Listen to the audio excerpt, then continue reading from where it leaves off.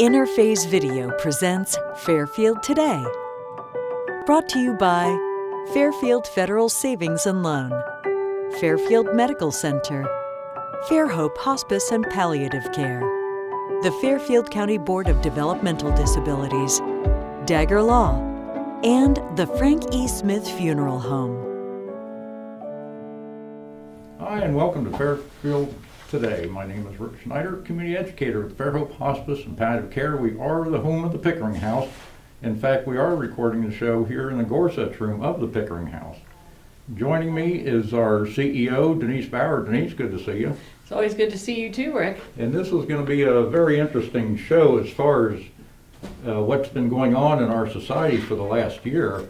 So I'll let you introduce our guests so we can finally figure out what's going on here. Okay, I'm proud to introduce Leatha Whitney, and she is the Director of Quality Assurance Performance Improvement. She wears many hats here. She's over our infectious disease part of our corporation here, and she also helps us with quality and regulatory. So with all that being said, big shoes to fill there, right?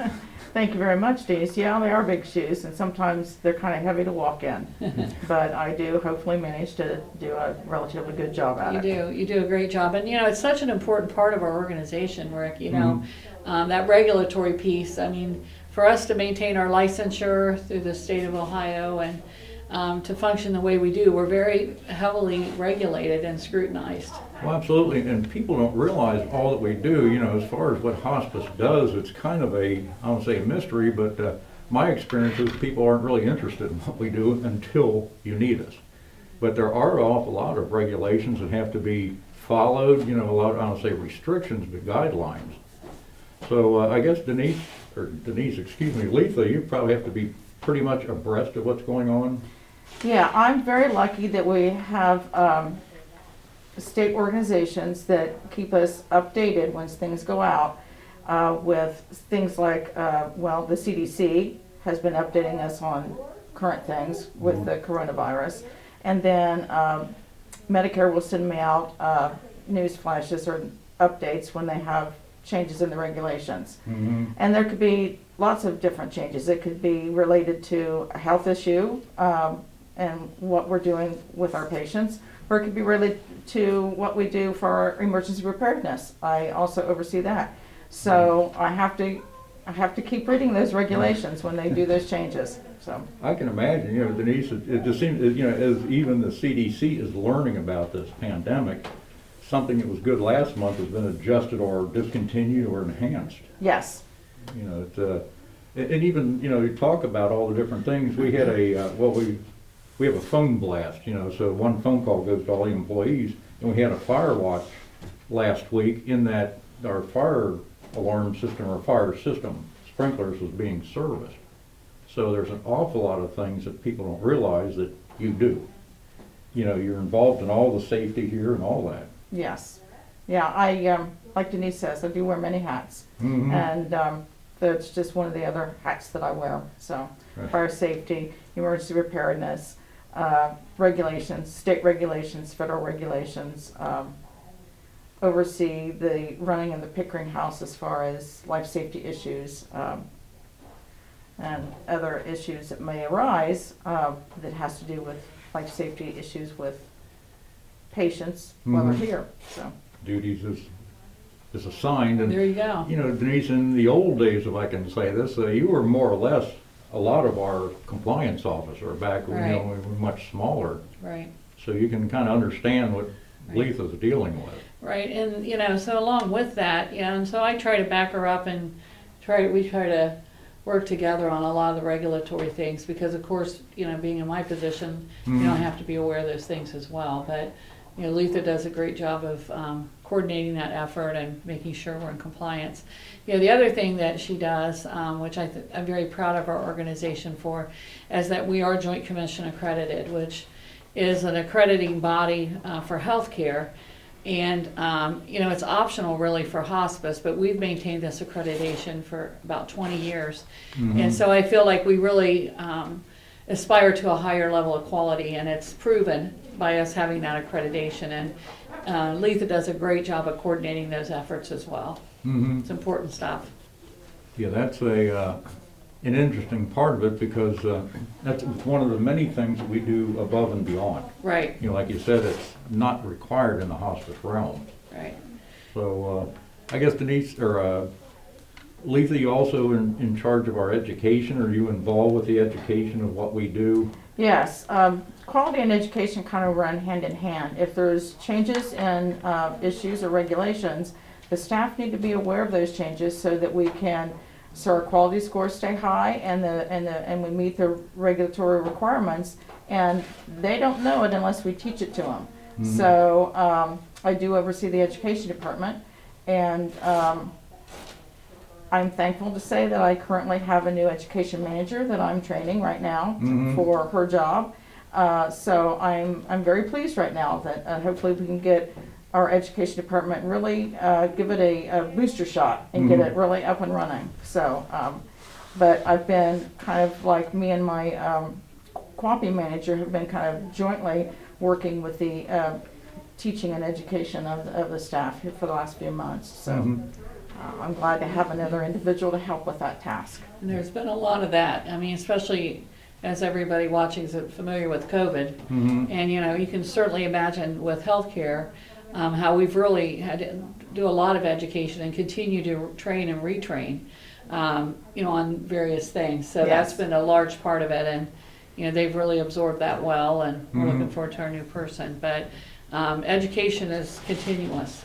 And Yes, so that never goes, whether it's orienting new staff or just that continuing education that we provide Mhm. for our own staff as well as the community, you know, so it's always a need, yes, it really is. And really, you know, speaking of education, all of the employees, we have that monthly session, you know, a little training we all have to do every month, little things about fire safety, you know, sexual harassment, all Mhm. sorts of different things in the workplace, which all of us have to be yes, continually educated. yes. That's a requirement with our regulation, Mhm. as well as the Ohio Department of Health. So they all go hand in hand. Oof. I had a hard time in college. For you, college is nonstop, always learning and relearning and, you know, improving. Well, you know, Denise, we've had to make a lot of adjustments in our care for those on our service. You know, and I guess, Leatha, you have been involved with that as far as Yes. what is required. Yes. The nurses and the nurses and social workers and chaplains have, in some cases, had to do telehealth visits. Mhm. And so there's been some education training on how to conduct that within the guidelines that Medicare sets forth, Mhm. to be able to do those visits and do them correctly, and get that training done. So there has been lots of different changes. Oh, yeah, and, you know, Denise, we care for people where they live, and that includes nursing homes. And with this pandemic, we're more restricted in there as well, Yes. you know, so. Yeah, and that just kind of changes, you know, really every day's different. Mm-hmm. You know, the nursing facilities, which whether it be a nursing home or assisted living, you know, have invited us in, you know, our regular staff to see patients. Mhm. If they have more COVID patients, then we have it restricted. But overall, they try to let us in to help provide care for the patients and also to support the families. You know, that's really important. Mhm. You know, I'd say that's probably one of the largest areas that we've really had to make changes in throughout the COVID situation. Is just, especially with the nursing facility patients, is being able to provide support to that family that may be Mhm. limited with their visitation, and, you know, really reaching out to our grief support staff and how they can help, whether it be helping in the hospital, you know, providing grief support for staff because they're going through so much, or whether it be, you know, reaching out into the community for people that have been affected, Mhm. as well as our own staff and families and such. So that's been a huge need, and we've really seen that grow, you know, Mhm. since this has happened. Yeah, I think our business, you know, the 20/80 rule really exists with hospice, and really it's 20% many times focused on a person who is ill and 80% on those affected. You know, you had mentioned the nursing home staff, and that's a good point, where we counsel staff who, you know, sometimes they just have had enough, you know, and the restrictions, sometimes the residents in the nursing home don't understand why their family hasn't been able to be here. You know, why don't they visit what's going on? And we're able to come in and talk to the staff as well. Right. So, and I know our grief department's involved with that, you know, the chaplains as well. Sure. And I guess, I want to bring that up, are chaplains part, I guess they have to be part of the education system. Yes. As far as, that, I think that would be a little interesting as far as they have to deal with the illness as well, with the Yes. COVID. Yes. All staff are, all disciplines are educated as far as what they can and cannot do regarding this virus and what they can do and cannot do in a facility. Mm-hmm. And so that everybody is safe, they're safe, and the patients are safe, and anybody out in the community, when they go back out in the community, remains safe. So everybody goes through training, Mm-hmm. and I send out lots of emails, put out lots of notices when things have changed and we have to do something different.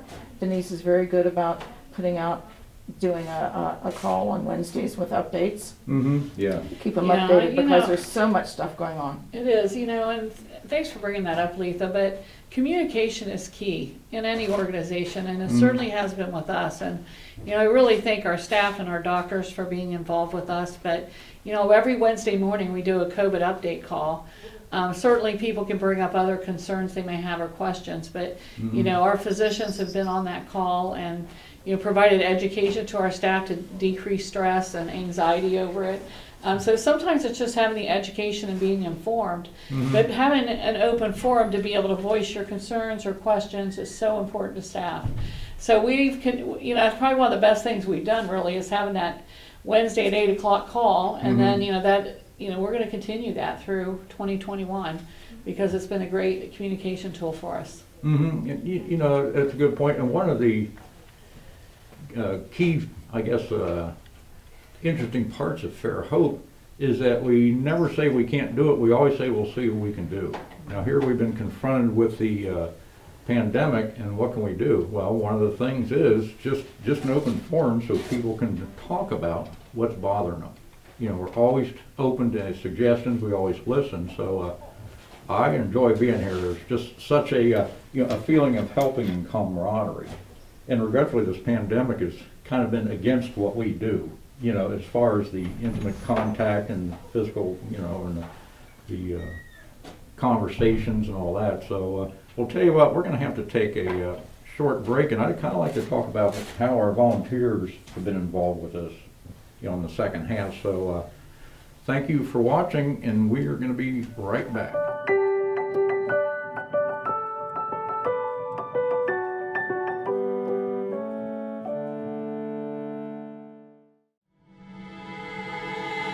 The moment that you're told that you have cancer, so many things were going through my mind. I had this pain that kind of doubled over, and FMC got me the help that I needed, so I ended up surviving. Fairfield Medical Center has helped me get through what was the hardest 6 months of my life. When I first came to Fairfield Medical Center, she was probably having an allergic reaction. They saved her life, and that's why she's here today. Dagger Law has been part of the Lancaster community for more than 110 years. This is where we live and work. You'll see us at festivals, sporting events, and all around town. We consider our clients as friends, and we walk alongside you through challenging times. Whether you're a growing business, a changing family, facing litigation, planning your future, or dealing with land issues, we're right here. We are local. We are trusted. We are experienced. Dagger Law.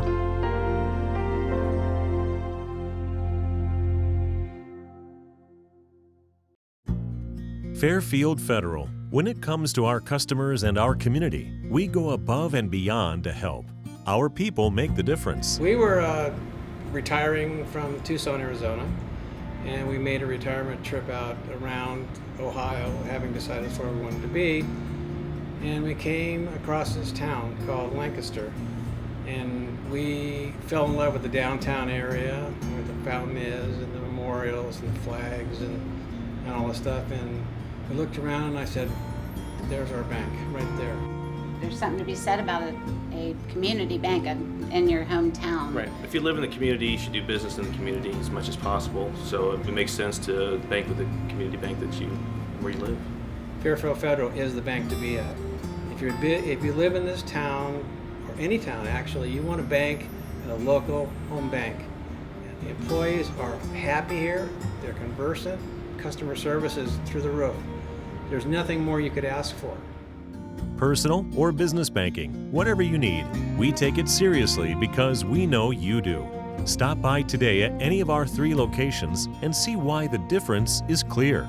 Fairfield Federal Savings and Loan specializes in banking that revolves around you. Member FDIC, Equal Housing Lender. The Frankie Smith Funeral Home and Crematory in Lancaster and the Johnson Smith Funeral Home in Baltimore have a long and wonderful history of serving our community. Feel free to give us a call at 740-653-0652. Stop in and see us at either of our 2 locations, 405 North Columbus Street in Lancaster and 207 South Main Street in Baltimore. Respect for tradition, regard for change.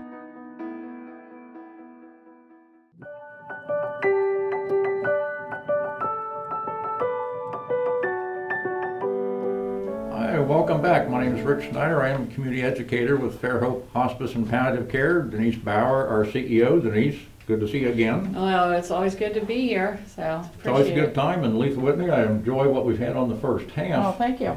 And as far as, regulations, Medicare, all the government regulations, we have a volunteer corps, a volunteer group, and they also have to adhere to different rules and Correct. regulations. So when we're doing our training course for a new group of volunteers, you're involved? Yes, I am. And what you explain what we do or what they have to do? Yes, I do. Usually I spend about 3 to 4 hours with the volunteers for volunteer orientation. And I cover with the volunteers infection control, patient safety, patient rights, and HIPAA, which is, confidentiality. And they get quite a bit of information. I also cover our emergency preparedness plan. So they get quite a bit of information in a 4-hour period of time. They absorb it. They just are willing and really want to know what's going on, and they really just soak it right in. And they have lots of good, intelligent questions. They really are thinking hard about what I'm teaching them. And Denise, the fact that they're volunteers, they want to do it. Right. Not being compensated. And Leatha, you had mentioned you were involved for approximately 4 hours of the training. Yes. Denise, we have quite an in-depth training for our volunteers. Right. Yeah, I mean, it really is very in-depth where we have various members of the team meet with them. I usually meet and go over the history of our organization with them for at least an hour to 2 hours, and just answer questions they may have regarding some of the things that we do and how our organization functions. We have our clinical nursing staff, clinical director that reviews many items with them. We have our social work and our chaplains, involved. Of course, Twyla Summers, the director or the manager of the volunteers, is involved with all of the training. So we just have a lot of different staff members that help. Sometimes, and I know you've been involved as well, Rick, as a volunteer with some of it. So we really are required to treat our volunteers like their staff, and so those education requirements and the continuing education is important. Unfortunately, with COVID, we've had to restrict some of our volunteers in the office, in the Pickering House, and visitation of patients. So we're hoping to get back to normal here with the vaccine and things. Hopefully, we can get back to normal and have them more involved. But they sure have been involved behind the scenes with everything from reaching out and writing, making cards and trying to increase morale. I know that Education Day they helped with car checks in the outside, so they were, in a safe area. So just, we're just so proud of our volunteers and appreciate them so much, and we miss being in here. There's some that I thought worked here almost full time in the day. So. Yeah, and they really do add the human side Yes. of hospice because they have no agenda, they're not in any hurry, they have time to spend with either the people on service, their families. They do a lot of support, whether it's helping with the fundraisers, the Trash to Treasure. That's almost a year-round event, Right. gathering things, sorting them. And Paul Garpa's got a lot of them. He's got a pole barn where we can store and divide things up and all that. And Leatha had mentioned she talks to the group about 4 hours, and that's a couple of sessions split up. We do spend probably about 20 hours training. I know I don't want to say I'm a hospice groupie. When I go to different cities, sometimes I'll go to their hospice and just talk to them. And a lot of hospices only train for 2 or 3 hours. They're volunteers, maybe just on working certain areas. Our volunteers are really involved in just about everything. Right. I know Twyla conducts usually 7 weeks of sessions, and those are anywhere from 3 to 4 hours each, so it could be 21 or more. But, those are, I think, important for the volunteers to kind of get the feel for what we do, to follow through with our mission, and they're all giving and loving people, and they all have great gifts to offer. Absolutely. Whether they're in the homes or in the Pickering House or helping us with fundraising and things like that. They're very helpful. And it's a lot of fun. The training class is fun. So we try to make it fun. Yeah. So so now we know that you do staff, you do administrative staff, assist volunteers. So my head's starting to get full of information. You keep pretty busy. I do.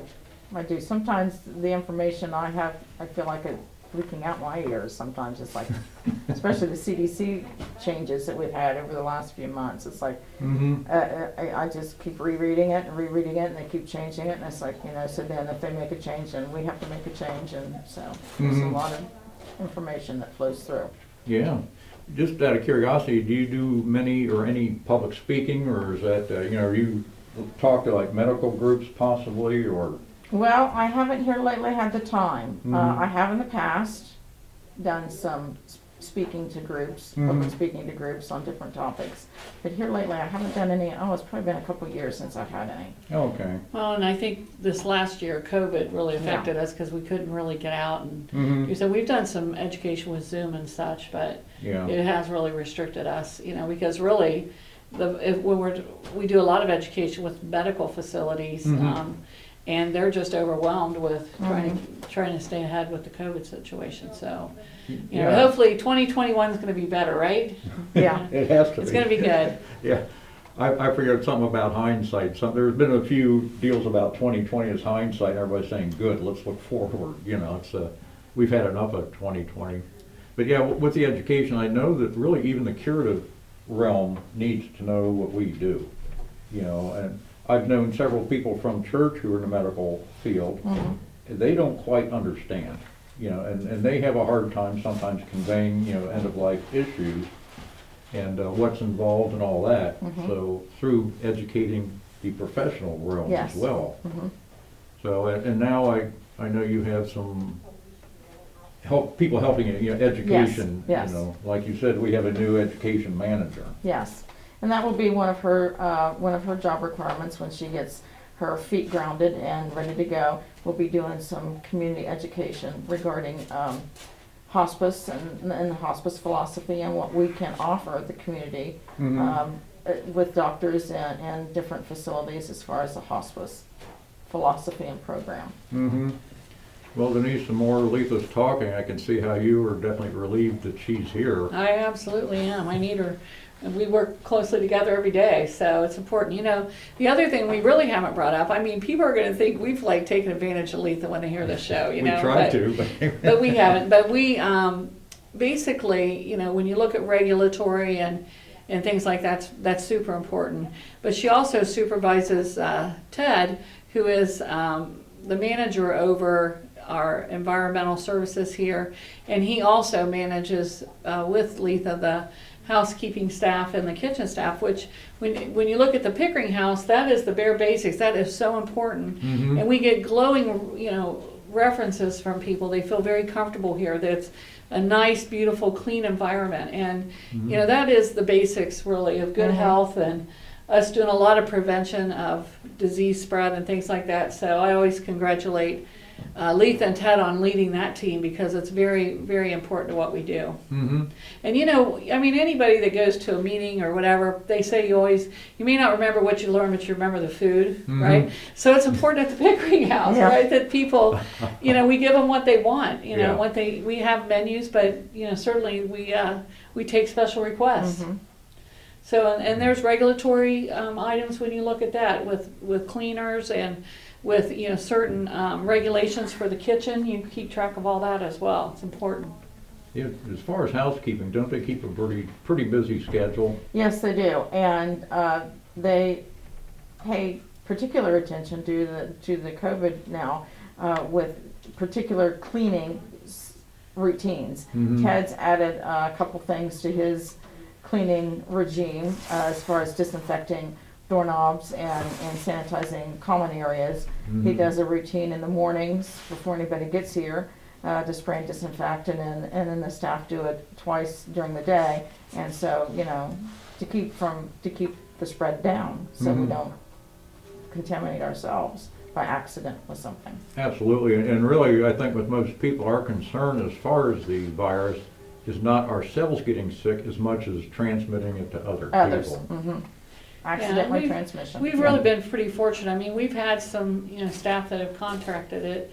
Most of the time, just like they say on the news, that a lot of healthcare workers that get it are getting it from the community, and our physicians feel the same way. So, you know, if we have anyone that is even the slightest bit sick, we say stay home, and we make do. And everybody's really stepped up and done extra to try to make up for the staff that are quarantining, because we'd rather be safe than sorry, right? Yes. So we're very, you know, and we're healthcare providers, so we're very particular about that. If someone has a sniffle or, you know, anything, we say stay home till we see, you know, make sure that you don't have COVID.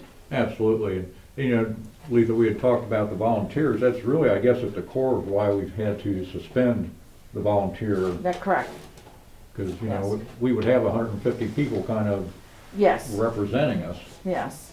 And, you know, we want to keep them safe as well. So.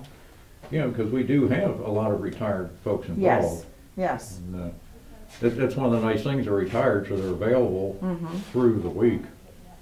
So, well, I'm hoping this COVID will be over at some point. You and me both. Yeah, well, we'll all be happy when that happens, absolutely. Yeah, it really has changed, and you know, they said there are good things coming out of it. More people are working at home because there's no necessity to come in many organizations. We've also had people working at home, and a lot of things are being streamlined that weren't necessarily needed before. So there are benefits to that. Sometimes it's a stretch, but there are benefits. So I guess I'm starting to learn a little more from you. As always, you're always teaching. Thank you. I guess it's about time to wrap this up, Denise. Okay. I guess, do we have any plans, just real quick, for when the COVID's over? Are we gonna? Well, we'll probably try to get back to normal as much as possible. I could see us, you know, maybe bringing the volunteers back, you know, a little at a time. And then, you know, we've always allowed visitors here, but maybe we can expand that a little bit. You know, so yeah, we're going to definitely try to get back to normal by the end of the 2021. You know, we're hoping for that, just like everybody else is, right? Normal and air quotes. Yeah, but the good care we provide will continue. We'll probably still utilize a little telemedicine, which has been one of those things that's been a great addition. That we were not allowed to do before, so that's been a plus for us. Yep, there's a plus. Well, Denise, I guess our time's about up. I always enjoy myself. Leatha Whitney, our QAPI and quality control and regulation and everybody else manager. I learned a lot. Glad you had us on. Thank you very much. And it's well, I guess we're going to have to scat. So I'd like to thank everybody for watching. And remember, celebrate life. Interphase Video presents Fairfield Today.